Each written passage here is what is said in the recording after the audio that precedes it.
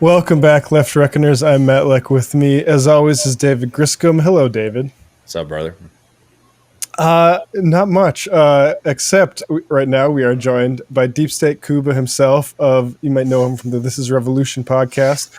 David and I recently met Kuba at the Los Angeles live show, where I think it's unanimously agreed that he stole the show. I appropriated the show. He settled and colonized the show. Kuba, how about Deep State Kuba? Introduce folks. How did you get from the Deep State to the what's the podcast? Is that like the Ninth Estate? The like streamers. Yeah, it's the limbo of American politics, where anything goes but nothing matters. And to just give a little short background on me, I'm a Canadian, born in Poland, but we came over. My mom likes to say that she saved me from Polish communism, and then TIR sucked me back into the left.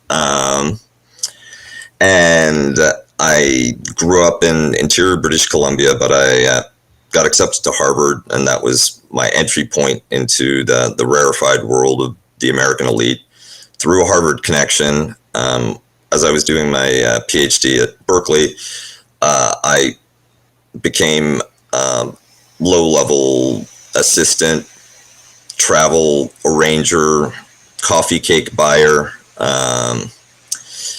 type program guy for a U.S. Department of Defense initiative to partner with Iraqi tribal leaders to deliver non-sensitive goods to U.S. bases across Iraq. That was how I came into the deep state world.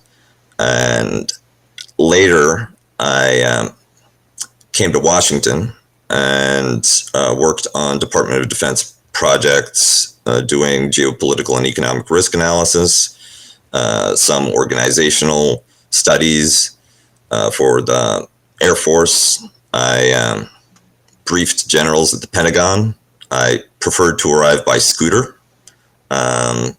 because I like littering the Pentagon parking lot with like all the little devices. They shut them down, actually. There's a kill area around the kind of inner parking lot. So you just see piles and piles of dead scooters. And then I had some exposure to the think tank world. My politics have always been on the left socialist Soc Dem spectrum, but I didn't really have a vehicle or an entry point there. It was actually easier to join the deep state than to, because I like to say that the Comintern wasn't hiring and the online left wasn't a thing yet. So I worked for a while in that kind of think tank, defense contractor, DoD world.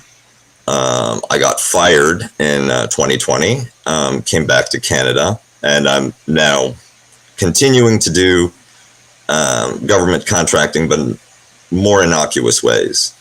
Or is that my cover story? I want to come back to the Harvard, because I've always been curious. I went to NYU, but as a grad student, so I wasn't on campus and didn't really see any recruitment or like a culture. But these Ivy Leagues is where a lot of these sorts of folks are recruited from. Can you talk about, like, did you see that at Harvard? Like, what's that like as like a day-to-day part of, like, people just have like this idea, like, this is a career I'm going to go into? So Harvard and the Ivy Leagues in general are not really incubators for the deep state. Not anymore. There was a time when Yale and Princeton were contributing entire offices, entire bureaus for the CIA, clandestine services, the State Department. But when I was there, yeah, exactly. and the Dulles brothers, right? Yeah. And when I was there, the most desirable track that undergraduates were shunted towards was high finance, actually. The most prestigious job you could get was at Goldman Sachs, then other Wall Street firms, then management consulting. If you were an irredeemable nerd, maybe you went into STEM or academia or medicine, a lot of law school. But especially as the first step out of college, government service, and I think this is true broadly speaking, was so devalued that it was seen as a bit of a fallback position at best, right?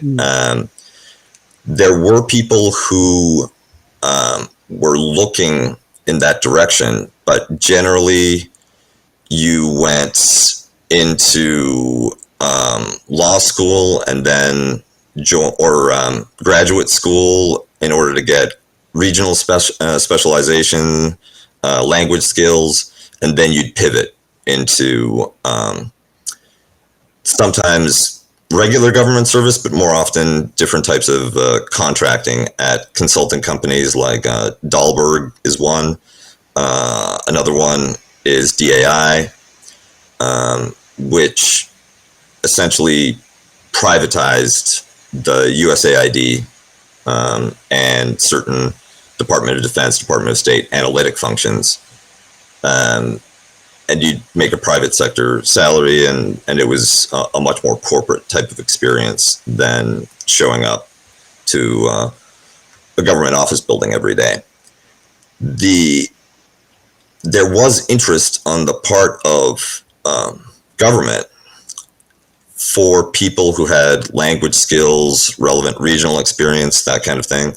Although there's a bureaucratic trade-off between the security risks, or more precisely, the bureaucratic challenge of vetting somebody who has a lot of connections overseas. You have to fill out a bio form for every close relationship that you have with a foreigner, even if it's just a professional relationship or a friendly acquaintance. They're going to vet that. And when it looked like I might be staying in DC, I had to fill out one of their clearance forms, and I needed something like 30 continuation pages just to fill out my foreign connections. Because we're talking about Canadians, Poles, Middle Easterners, Vietnamese. I had lived in many interesting places and had a very colorful life, and as a result, no way I'm getting a clearance. So you actually have Brigham Young as a major feeder into the FBI, State Department, the CIA, because Mormons are considered to be incorruptible, but also they go on mission. They study languages. They're experienced in foreign countries. So that's a desirable group to get. Well, and I'll also just say we talked to our buddies at the Brigham Young Money podcast about the type of opportunities, and it seemed to be in like direct sort of sales and multi-level marketing. So, they're looking for something to do. But I mean, that's interesting. If you wanted to continue, I didn't mean if I cut you off. Also, the military is another major feeder. And what was common enough so that you stopped noticing it was mid-career officers, captains, majors sometimes, that would be studying at Harvard for a graduate degree. And they have deployed in Iraq or Afghanistan. They had that kind of experience, but now they were getting polished up. They were basically doing their anthropology on American elite networks in order to be promotable and move up in the military hierarchy. So that's it's not what it's cracked up to be. in terms of being like this incubator for that government elite. What's Harvard, the Ivy Leagues just love money. So they'll promote placement in whatever sector seems to be the leading, most dynamic economic, money machine. After I graduated, it was still finance for a few years, but now it's tech. If you get a job at Google, at Apple, or you're on a startup track of your own, then that's the job offer that you brag about. That's the one that gets you dates. That's the one that gets you the envy of your classmates. Right. So, I want to talk a little bit more about the civil diplomatic bureaucracy. And, you talk about going from Ivy League folks to now, Mormons and soldiers. Like, that's not necessarily an improvement. It's a difference. Like, can you just make the case? I think there's a lot of sort of reflexive distrust of civil, like, diplomacy. What does it look like in the best case leftist scenario? And how far away from that are we in reality? So I've met people with anti-systemic politics, let's call them, because they're not all leftists. Some of them are anarchists, actually, which is an even weirder thing to be if you're in the military-industrial complex. But it's not zero. And often, like me, you had a certain set of life experiences or a certain set of a certain academic background, which made you an attractive candidate, and you didn't have better opportunities more aligned with your values. So often, one of my friends in DC, he couldn't get into a philosophy program at the University of Toronto, and it's like, okay, I guess I'm working for the Deep State now. And that's the fallback position. So you have people who think independently and critically within the system, but it's very isolated. And if that's your worldview, you're also at a professional disadvantage. You have to be careful about what you say, because there is a dominant hegemonic perspective within these organizations that you will fall out of immedially. And you should call it cancel culture. Maybe we'll get somewhere. But excellent, yeah, exactly. I'm just a Marxist-Leninist tanky that wants to destroy American imperialism through revolution, and I'm somehow being canceled out of the Defense Department. What about freedom of speech? What about my rights? And that, like, hegemonic view, it basically just read anything that Brookings produces. Mm-hmm. There's a right wing and a left wing of it.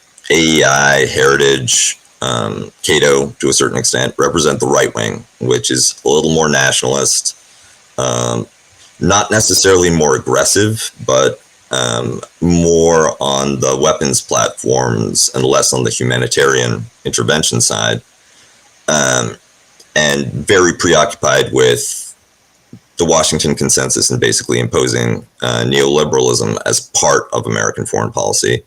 The left side is all of that, but with more woke posturing. That's where you get the whole, I am a intersectional first generation Latina with generalized anxiety disorder, and I work for the CIA marketing. But the convergence is around American power is good.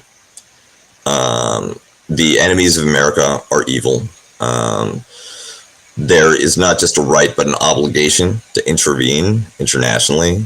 And we have to we've created a rules-based international order that is being violated by Putin, by the People's Republic of China.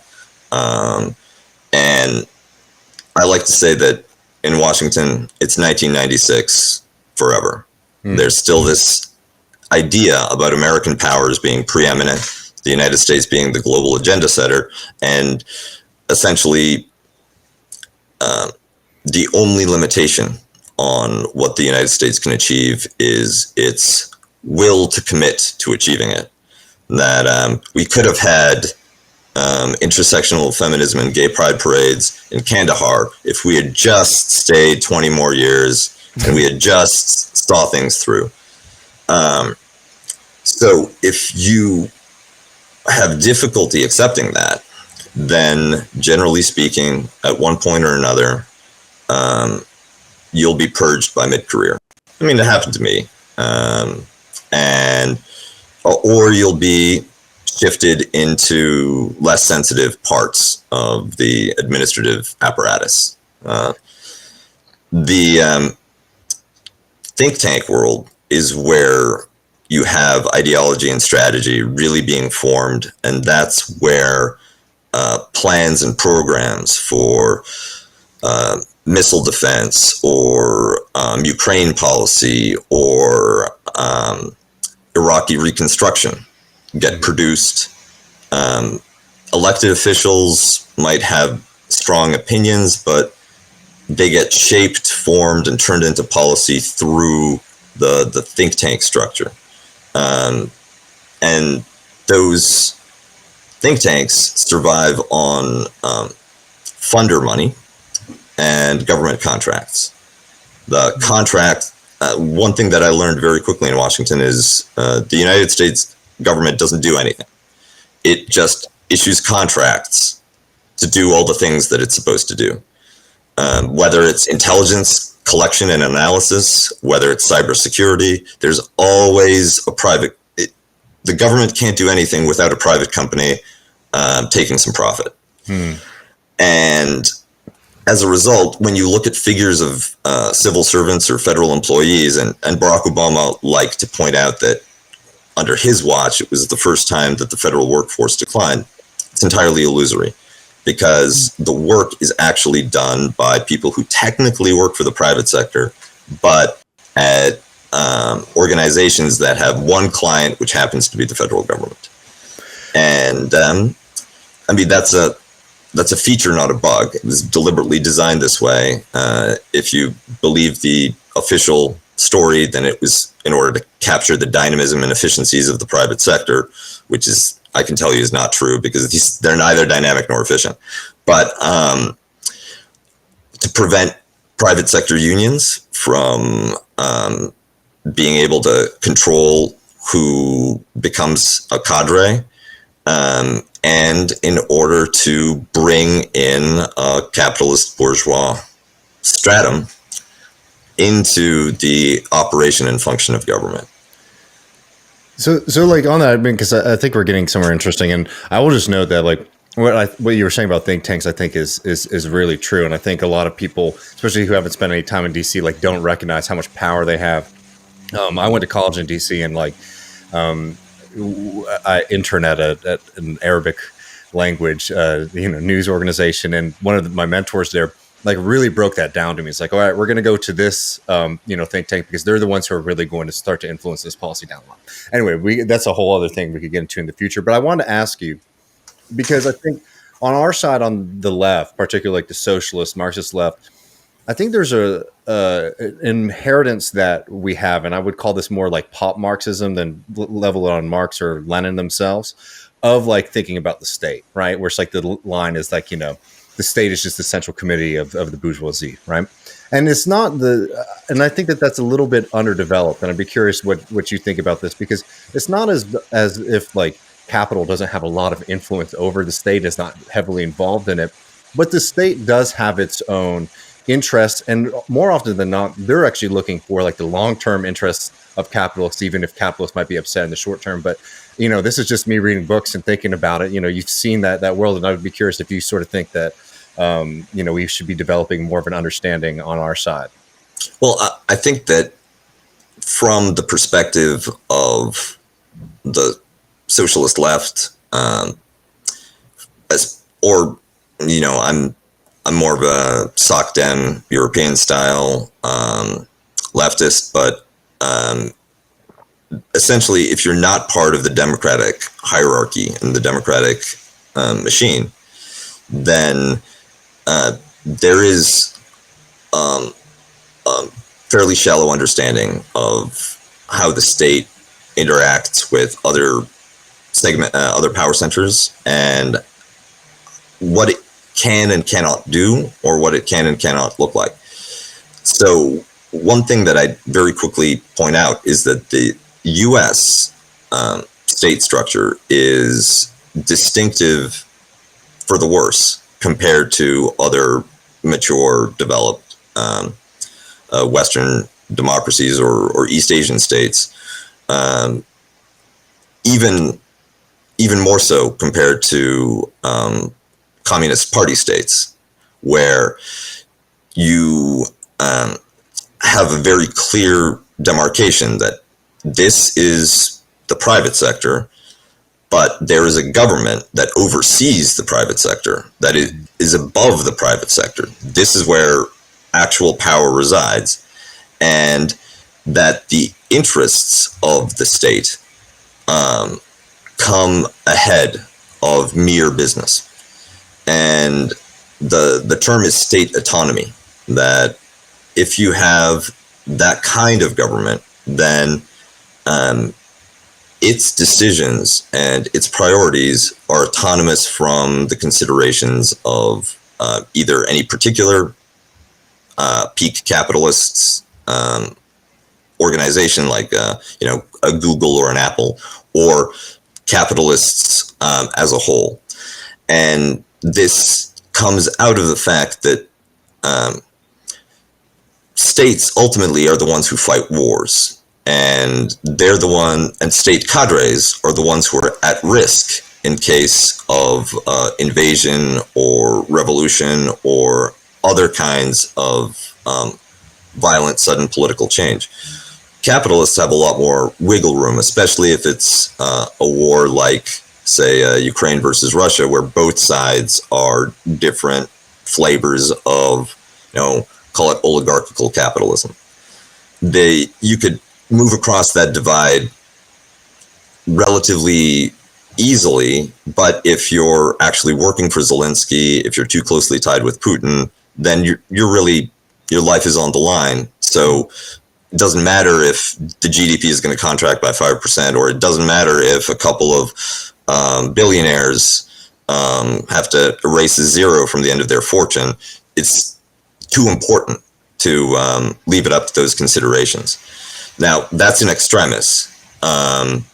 In some of the more optimistic cases in Europe and Japan, then states might also function to mitigate some of the imbalances and contradictions and disruptions that are created by capitalism through things like a welfare state, through things like recognition of unions, or in Germany they call it trilateralism, where the state sits down with union leadership and corporate leadership to facilitate labor agreements and actually write in labor as part of their political economy, rather than treating it as this irritation that needs to be tamped down.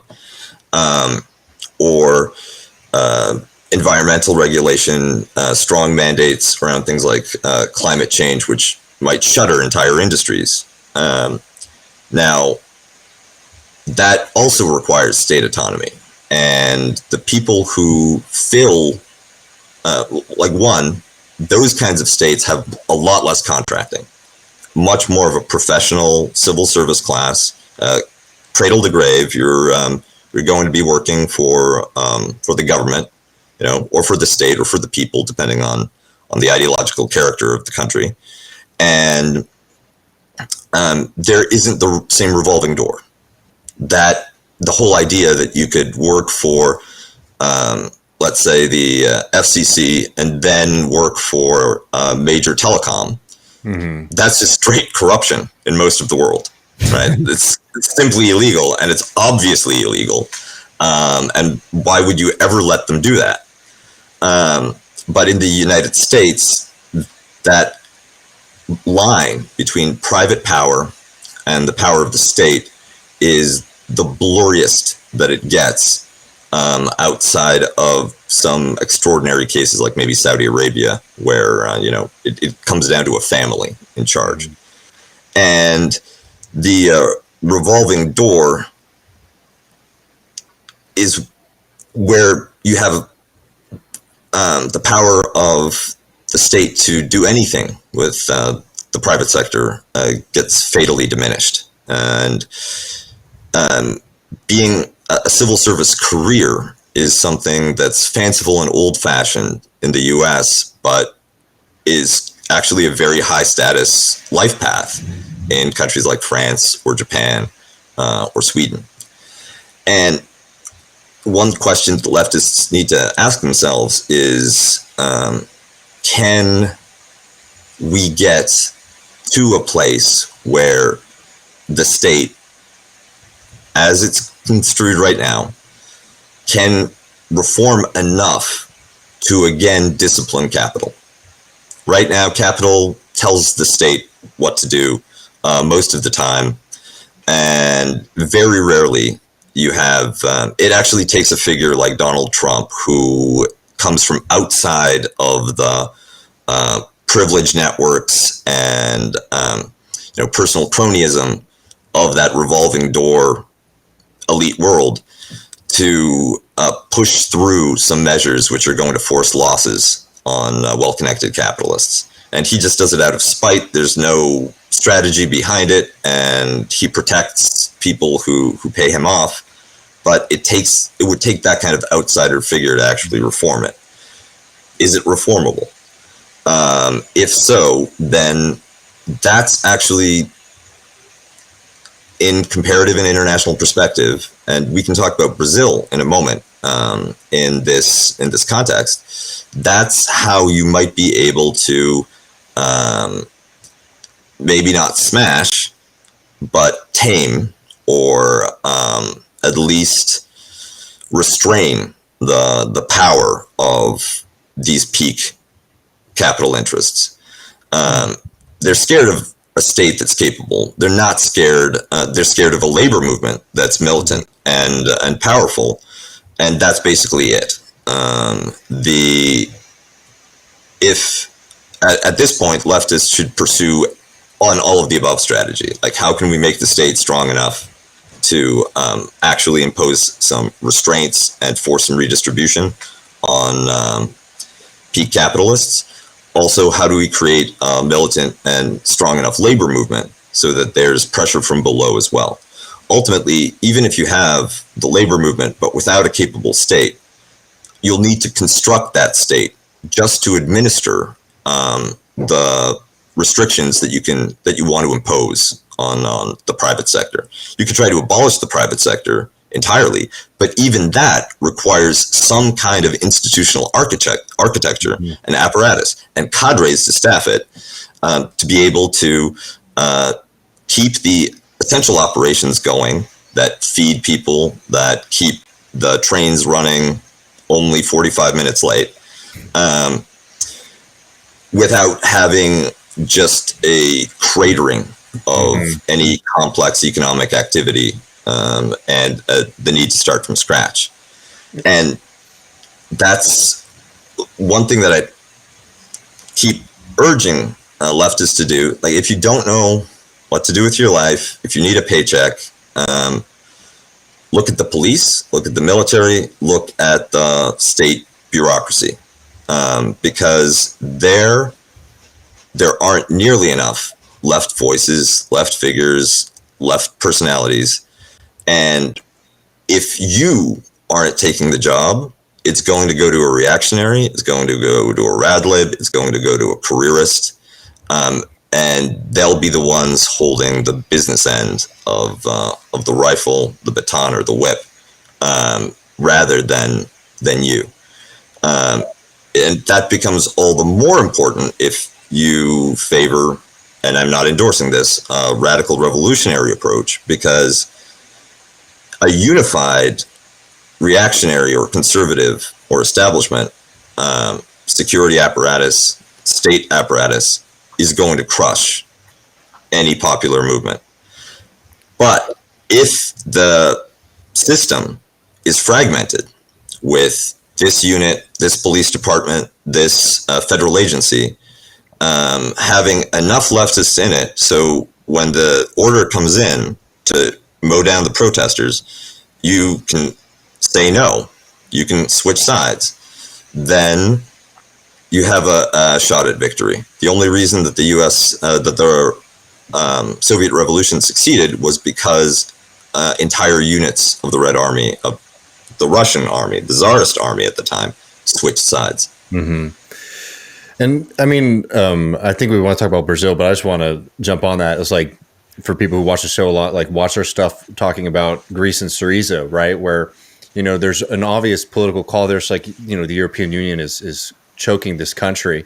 You have a popular movement that comes into power, but it didn't have rootedness in communities. It didn't have rootedness in the apparatuses of the state and in the economy, which is like, oftentimes people talk about Syriza. It's like, oh, well, they didn't have the heart. They didn't have the will. They didn't have, they weren't brave enough in the end, and whatever. I'm not here to launder the resumes of those folks. But the fact is that if they pull out of the European Union, which again is like the right structural call, were they prepared to deal with the financial punishment that they were going to get? Were they prepared to deal with producing a lot more goods in Greece, which they were importing then, right? Like, these are the kind of things that you have to be ready for. And like, in a moment right now where we are sort of disorganized and in trouble, this is a very good time to start thinking about these things versus maybe somehow getting lucky and getting successful and then not having the tools at our disposal to be able to deliver the world that we're fighting for.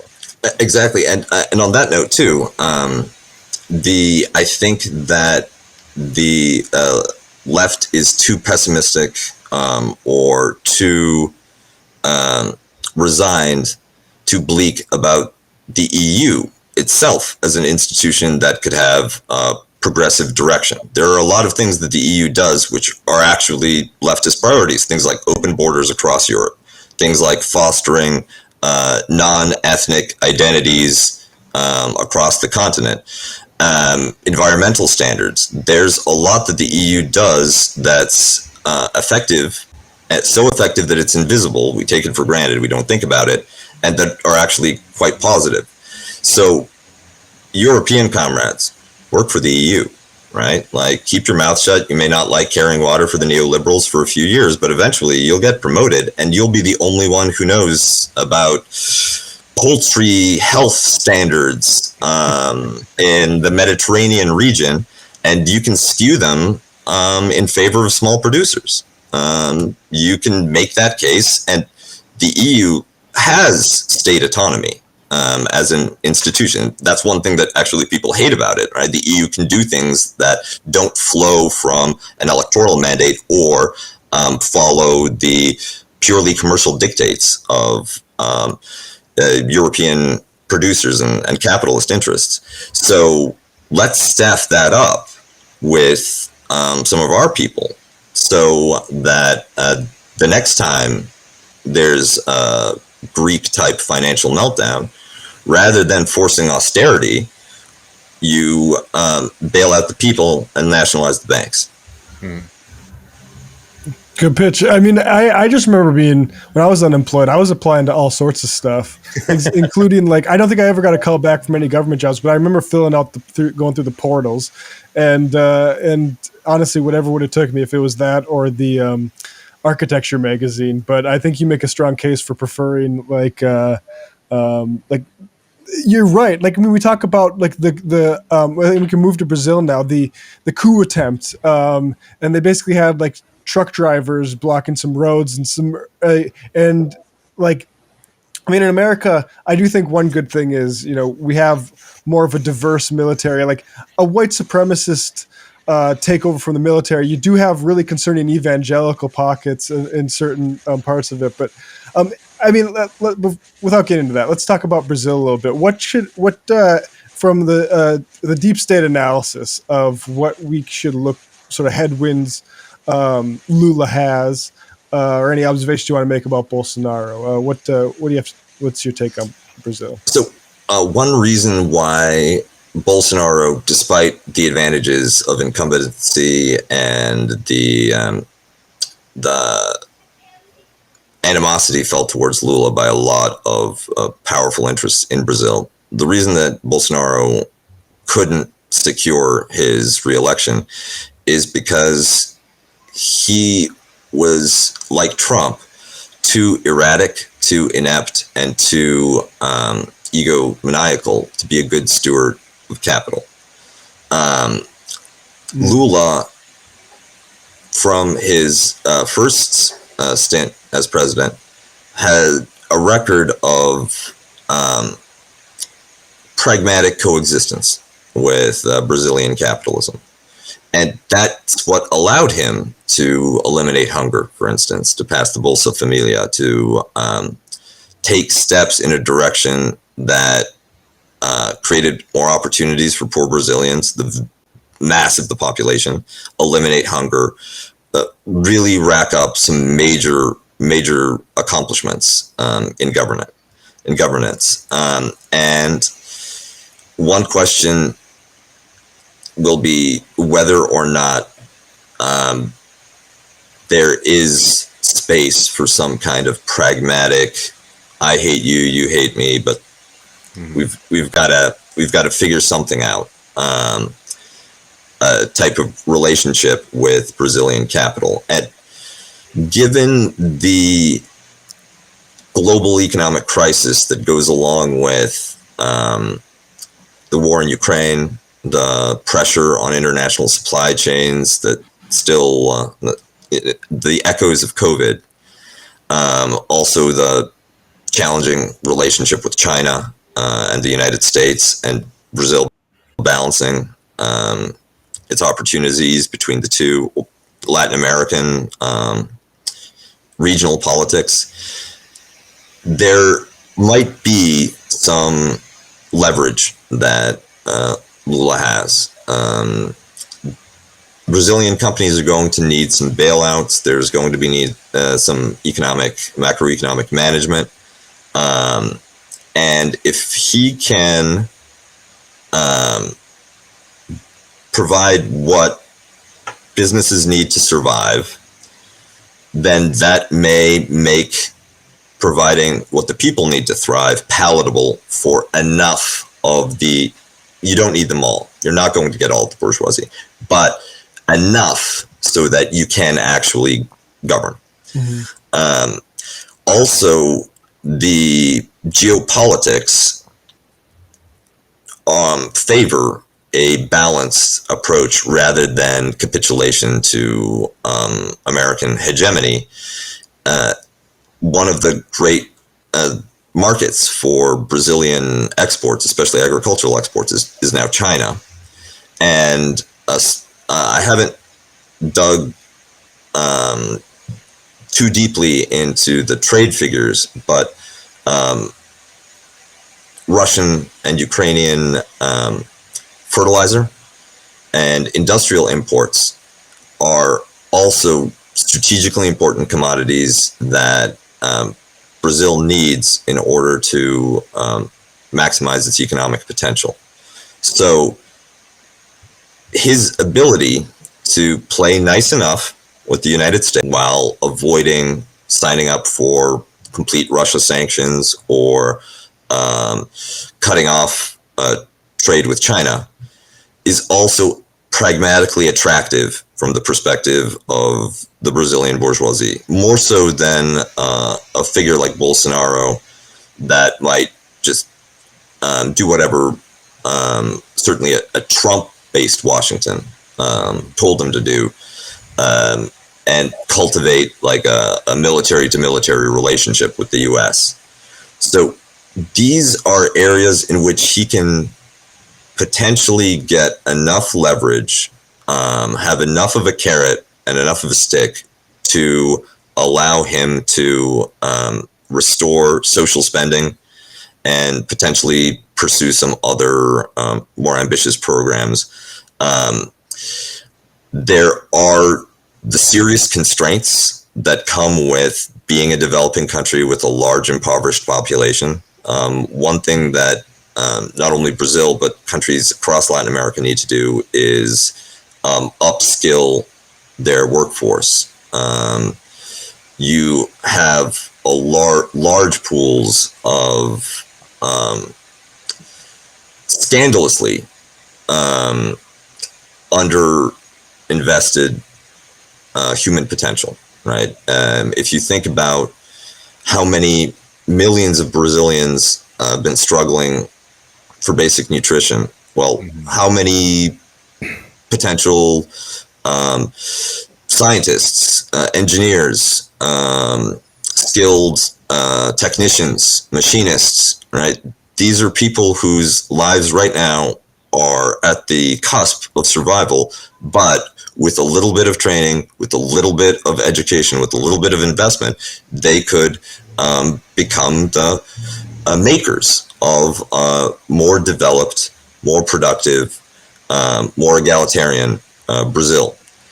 And without that kind of investment, then you're going to have the kind of trade relations that are described in dependency theory, where you're exporting raw resources, you're exporting agricultural goods, but you have to buy your tech, you have to buy your machinery, you have to buy anything that comes out of sophisticated supply chains at premium prices from first world or Asian manufacturers. And Brazil, certain countries have populations that are too small to break out of this dynamic. They might become niche producers, but they'll never become the workshop of Latin America. Brazil and Mexico are likely the only two countries that have the endowments, the market size, the population, the mass, so that they can become an autonomous center for regional development. But again, this is something that's very challenging to do if you have a unified bourgeois opposition, because right now, so much of the industry and higher tech manufacturing that does exist in Brazil is in private hands. If you try to nationalize them, everyone's going to go to Miami, right? Like you're just going to, you'll get an empty office building. So you need to have the carrot and the stick, where you can cultivate maybe you pit the economic ambitions and frustrations of the middle class against the oligarch class and its monopolization of power, wealth, land, corporate ownership, and create that kind of worker-student alliance that gets talked about sometimes in Asia or in post-colonial settings. That would be a potential way to tap into that developmental potential. But and Lula has been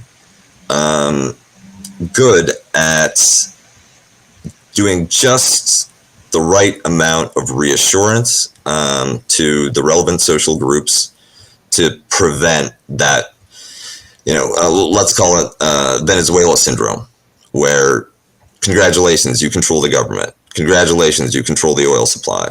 Doesn't matter. Everyone who could be effective manager or who could introduce new technology into Venezuelan industry and oil extraction has left. And I'm not saying that I'm not making excuses for leaving Venezuela just because you don't like a leftist government.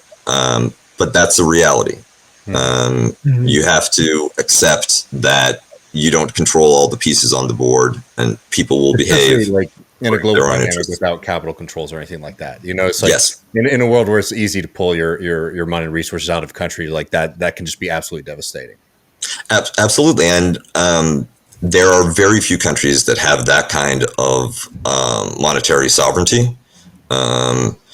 China, Russia, you basically need to be a geopolitical power in your own right, or you need to have a very regulated sort of fenced off capital markets, which again require economists, require regulators, require lawyers, and all of those people. You can produce your own, but it takes a generation to upskill the cadres within your party, within your movement, to the point where they can staff those agencies and institutions. For a certain amount of time, you're going to have to work with the people who are already there. And you don't need all of them, but you need enough. Whether you're going to take a developmental approach and maintain connections with global capital markets, or whether you're going to try to ring fence your economy and develop in Chinese kind of top-down developmental state model. These things they're hard to do. They need a lot of expertise. They need a lot of time. And Lula, so far, this is a slightly different area, but for instance, the letter that he released to the evangelical churches, reassuring them that he wasn't out to get them, that they could expect the same respect for freedom of religion and their particular sectarian interests from his new cadency as in his previous terms, and that's a wise, pragmatic move, one which might not necessarily be that popular with his own base, but will give him some runway as the president of all of Brazil. He has to deal with the fact that 50% of the electorate voted for Bolsonaro, and you can't shoot all of them.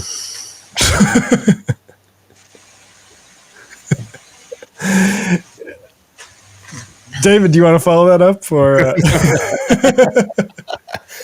No, I mean, I think it's. I mean, like, and your points about expertise. I mean, like, an example of this that I think maybe is easier for people to understand. There's like a very famous. Maybe I'll share it for patrons or something later. We can do something on it, but it's an old Trotsky essay. Where like after like during the revolution, obviously a lot of like rank and file people joined the Red Army, but then there was the question about like the officers, right? And there was a lot of people in the communist movement there who were saying like we got to get them out, throw them away. We don't want to deal with them. And Trotsky's saying, no, like this is a scientific understanding of a practice, and we need to have the best people to be running this system. And it was very controversial, but I think say what you want about the Soviet Union, but if you look at its capacity, in its early days and in World War II, Trotsky probably made the right call in being able to set them up for success in the long run. So, like, I think, on our side, like understanding that one, these aren't new debates; these are things that lefties have been talking about for a long time. And two, it's like running systems is very difficult. I mean, maybe even more like less controversial example of this. This is like why. I push for things like a Green New Deal instead of some of these more fanciful environmental programs, because you want people who know how to produce energy systems in this country to be running the transition to green renewable energy. You don't want to have to not only shift the resources that we're using to produce energy, but retrain, reimagine, recalibrate the entire apparatus of how we do something as basic and important as keeping the lights on your house. Like, these are really important questions that I don't think, and I know sometimes it can feel a little like silly, like we're playing, video games sometimes to think about these things feeling outside of power, but like having that understanding now is really critically important. So if it's 5 years, 10 years, 20 years, 30 years, whatever, we're not, working from nothing. For instance, there were a couple of moments where it looked like Bernie Sanders' presidency might be imminent. And one thing that preoccupied me was like, one, how can I talk to his foreign policy people so I can get a job? But two, who's going to protect him? Yeah. Because the Secret Service is one of the most reactionary elements in the American security apparatus. There are practically no leftists. The Look what happened to agency. the first. I just cut in. Look what happened to the first black CIA agent or a black Secret Service agent for just a fun little homework tonight. The spook who came in from the cold, or was sat by the door. There's a movie about one the first black officer. I can't remember what agency it was, but it was 100% marginalization. And if you can't control the people who are protecting your leftist president, how long are you going to have a leftist president? And it would be one thing if the Secret Service were the only trouble spot, but the agencies that oversee the Secret Service, the Department of Homeland Security, I believe, that's an entire reactionary bureaucracy. So you can start by changing off the people at the top, but unless they have a pool of cadres or potential cadres that they can staff their departments and organizations with, then you can have the most progressive, most leftist, most socialist policies in the world, but they'll be sleepwalked. They'll be slow rolled. They'll die at the desk of an undersecretary that has a MAGA hat in his locker. And you right now there's how would you even know who in the security apparatus is an irredeemable reactionary? You don't even have the investigators that would be able to tell you that. The state, especially the security services, but also technical agencies, regulators, are more or less a black box to most leftists. There are, when Matt Taibbi was looking deeply into financial regulators, that actually opened it up a little. But we don't have a lot of those kinds of sources, and it's boring reading with a lot of people that about a cast of characters where you're like, this person's ideologically suspect, this person's ideologically suspect, this person's terrible, this person's terrible. And leftists are not good at the kind of pragmatic triage where you're like, well, I found the 5 least terrible people. I figured out how to bribe them or flatter them or cajole them into working with us, and they will help us get rid of the ones that are irredeemable and place our own people where they need to be. The right has the concept, like I think it's Curtis Yarvin, maybe it's some other guy, but RAGE, retire all government employees. And from the right, it's a little bit easier concept because they just think like, oh yeah, let's just abolish every single one of these bureaucracies and we'll be fine without it somehow. To the left, you need to be a little more thoughtful. Well, and also that rightist position has a secret corollary, right? If you are getting rid of the education department, let's just fire everybody who works for them. You replace them with Betsy DeVos and for-profit education empire. You have the private sector version of these bureaucracies ready to go and eager to take that role because it will be a breathtaking opportunity once in a century of total plunder. Similarly, let's phase out the NSA or the FBI. Those guys are bad. They were mean to Trump, but you replace it with a giant IDIQ contract to Palantir, right? Let Peter Thiel run the deep state. And the problem with the left, especially our segment of the left, we don't even have the Democratic Party, right? We've got like Jacobin and a bunch of podcasts, and half the time we're arguing over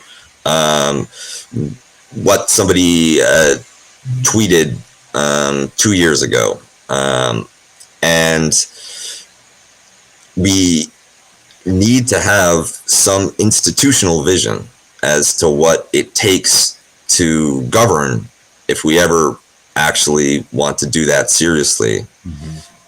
It also is very reassuring to normies that you've got like some dudes with ties, some people who look like, sound like they know what they're doing, and who can be just responsible enough so that your QAnon aunt can't convince you that they're Antifa come to steal your babies for like mixed race communes in the Chaz zone of Portland, right? After all, if there's going to be an electoral or even a coalition movement path to power for the left, you're gonna need to reassure some normies at some point. I think that's excellent advice, brother. Thank you so much. My pleasure for joining us. You can see. I mean, is there anywhere else we should be sending folks to? I know we see you on TIR all the time. Hopefully, we'll be able to see you on this program more regularly as well. You can follow Deep State I wouldn't Kuba. say no. But you're gonna have to make me some barbecue when I'm in Austin. Oh, that's already happening. When are you going to Austin? Well, when are we gonna have the Austin live show? Whenever Well, we okay, do. I'll be there too then. Good. But I'm on TIR with Jason Pellingine most Thursdays, sometimes on other shows depending, and on Sublation Media I talk to Doug Lane and Stephen Bertram Lee, and we've covered the Russia-Ukraine war in some detail, and that's a good place to learn more about our takes on the conflict. Great. Deep State Kuba, thank you so much for joining us, man. My pleasure. Anytime.